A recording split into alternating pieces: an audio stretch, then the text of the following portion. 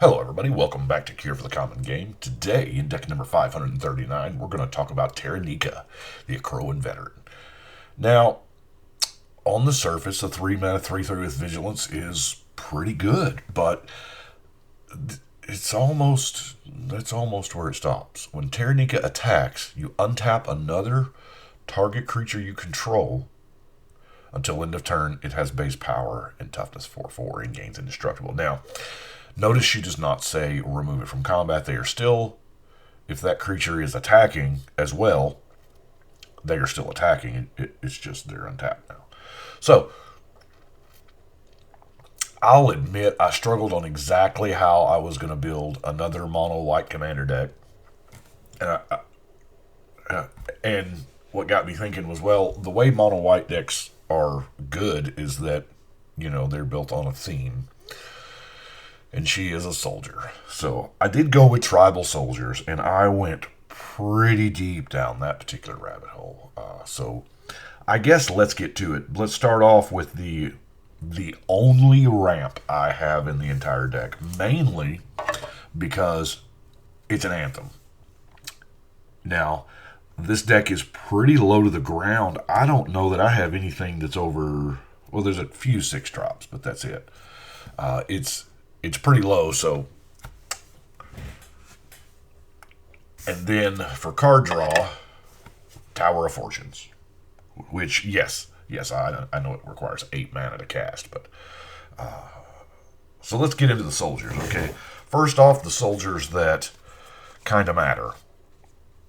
You know what I'm talking about. Soldier payoffs. Field Marshal is going to give them +1/+1 in first strike. The Daru War Chief. They're going to cost less and get bigger. The Benelish Commander, not only does it make soldiers, he's as big as the soldiers you have. Catapult Master for that, awesome. Now, tapping 5 creatures is a lot, yes. But it's still some removal. Evangel of Heliod makes soldier tokens. So that's super fun. The Reverent Hoplite also makes soldier tokens. So, except these are human soldiers. Rock Pike Master is going to give them all first strike. And, 3/3, it's kind of a big body anyway. Loxodon Gatekeeper. Now, the purpose of Loxodon Gatekeeper at 4 mana for a 2/3 is pretty steep in this particular deck, but that ability is amazing. The reason why I love it is because it stops a lot of those one-turn infinite combos, if it's creatures or an artifact, whatever, it's going to enter tapped and it's going to delay them a little bit of turns. So what that means most of the time is you see whatever they're doing coming. At least in my opinion. Now, the Aven Warhawk here I absolutely love because Amplify is an ability that, it doesn't get played a lot. Well, it's not on a lot of cards, It's a good tribal ability, though. So, we have, obviously a whole lot of soldiers in the deck. Granted, this is a 5-drop, so how many are we going to have left in our hand when we cast this? Who knows. Gimpalm Avenger, cycling for the anthem. Then we get into the rank and file soldiers here. So let's try to do this on curve, shall we? Let's do our 1-drops. In my opinion, one of the better soldiers that's ever been printed. Shadow, yes. Gideon's Lawkeeper. I really love the Gideon's Lawkeeper because Taranika untaps one of your creatures. So you can potentially tap down 2 blockers a turn. I like that. Elite Vanguard, just for the body. War Falcon, not a soldier, but, soldier adjacent. 2/1 flyer for 1. Loyal Sentry. Whoop. Loyal Sentry don't want to go in the box. Loyal Sentry. It's a heck of a blocker. I'll tell you that. People will avoid swinging into it. They avoid it like it has Death Touch. Kind of does. I believe that is it for the 1-drop. So let's go to 2. There's a bunch of 2-drops. Well, I guess Recruit the Worthy is a one drop. I mean, it is an instant. It creates a soldier. Buyback, so it might be a 4-drop in some cases. So 2-drop, we have got Core Firewalker, because it's just a good card for double white. Longbow Archer, Advanced Scout, a Johnny's Pride Mate, Veteran Armor Smith, Fencing Ace. Now, Bally Rush Banneret I probably should have had with the mana, because that's really good. Your soldier spells cost 1 less. They're not like super expensive anyway, but this one's really, really good. Core Skyfisher. The ability to reset something or save something. I kind of like it. Our last 2-drop is Consul's Lieutenant. It's got that renowned. Then we move to 3-drop on Veteran Swordsmith, Core Hookmaster, Court Street Denizen. What am I thinking? This one's amazing. Another white creature enters the battlefield under your control. Tap target creature and opponent controls. I mean, we're going to have some white creatures come into play with like Raise the Alarm, Captain's Call, and especially Mobilization. That's going to trigger that a bunch. Makeshift Battalion. Yeah, just keep putting counters on it. That's cool. And, probably one of the better is, just Preeminent Captain. Just amazing. Lieutenant Kurtar is a awesome soldier. I played him in Birds, played him in Soldiers, I played him in Sacrifice. Just a very versatile card. And then we only have 2 4-drops in Daru because it's got that super amplify thing. And, +1/+1 counters on it. Tapped. You want that. Gold Knight Commander, same thing. Another creature in the battlefield under your control, you get an EOT Anthem. So we have 2 5-drops in Squad Captain. Here again, just gets bigger. And Stormfront Riders. Now, I love Stormfront Riders because it's mana intensive to recur it and to keep looping it, but because it can be one of the 2 creatures you return.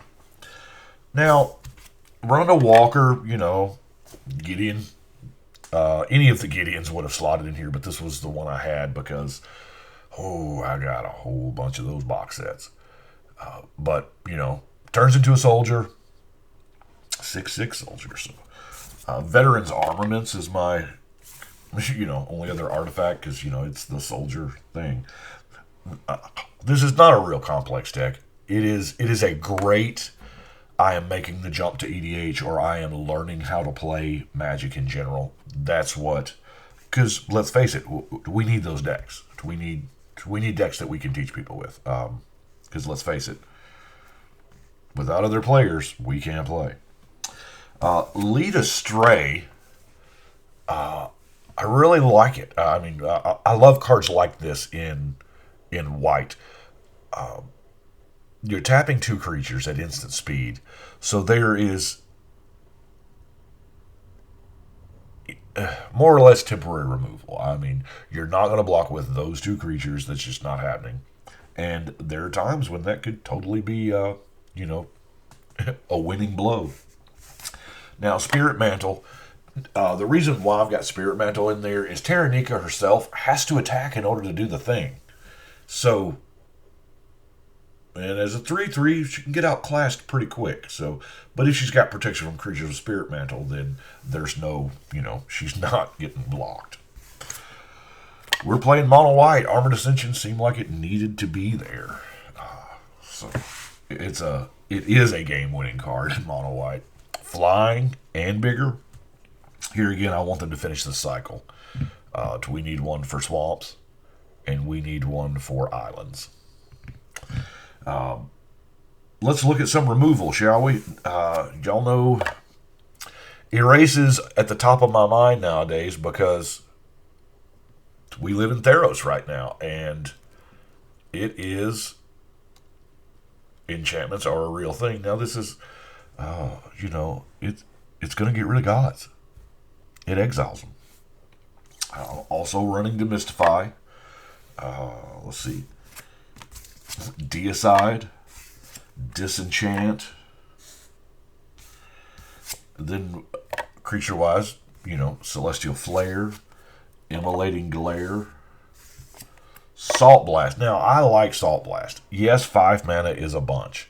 I'd rather spend 5 mana on Salt Blast than die to, something huge. Destroy target non-white permanent. That is beautiful. Lapse of Certainty doesn't see a whole lot of play from Conflux.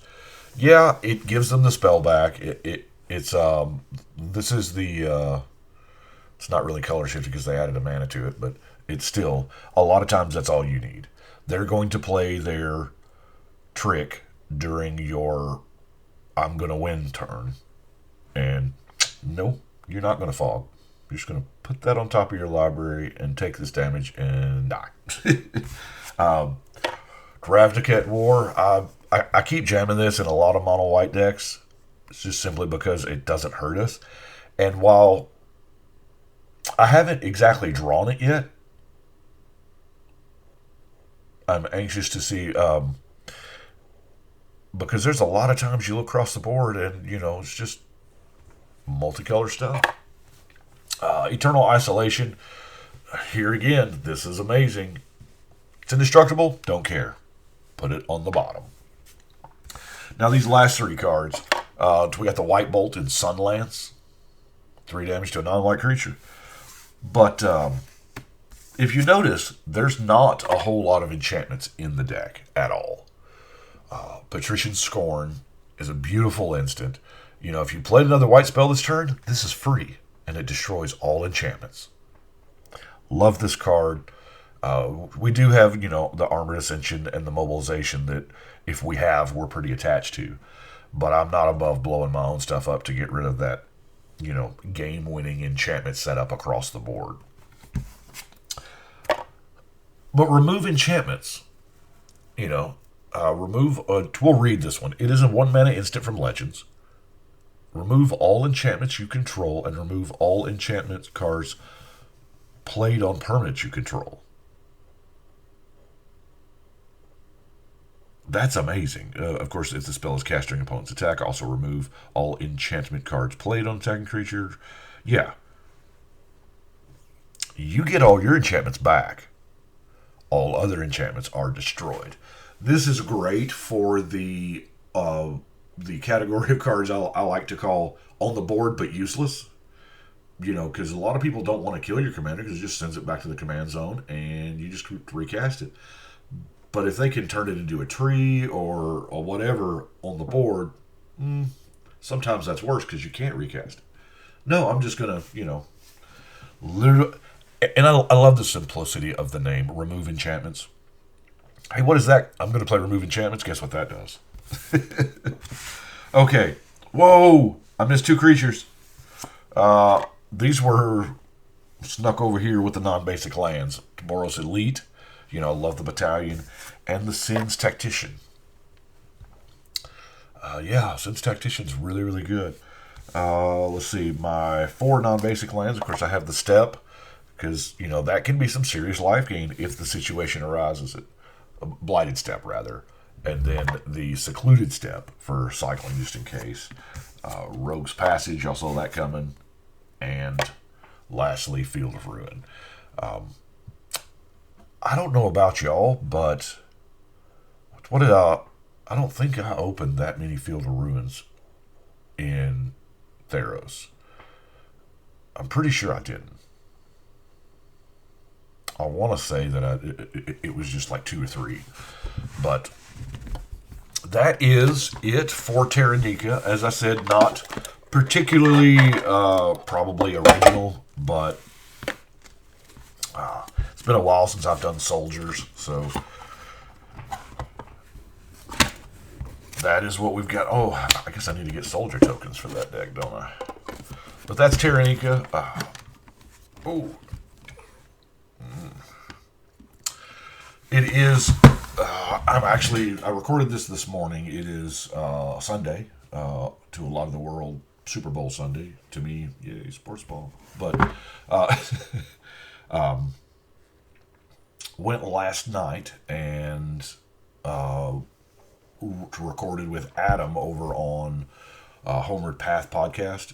It's a great podcast. It is. He kind of has a different flavor from what I do here, but I love it. I've listened to every single episode he's done, and I've known him for it's been some years and years, and so Homeward Path podcast. Go over, check it out. I don't know when that particular episode will be up, but talking about community building, so that's what we've got for today. We're going to put Taranika on the wall. 5:39. We're done. Almost done with another row. That's pretty sweet. So, let's see. That is what I've got. I do appreciate y'all watching. You let me know what you think. But right now, it's time to shuffle and cut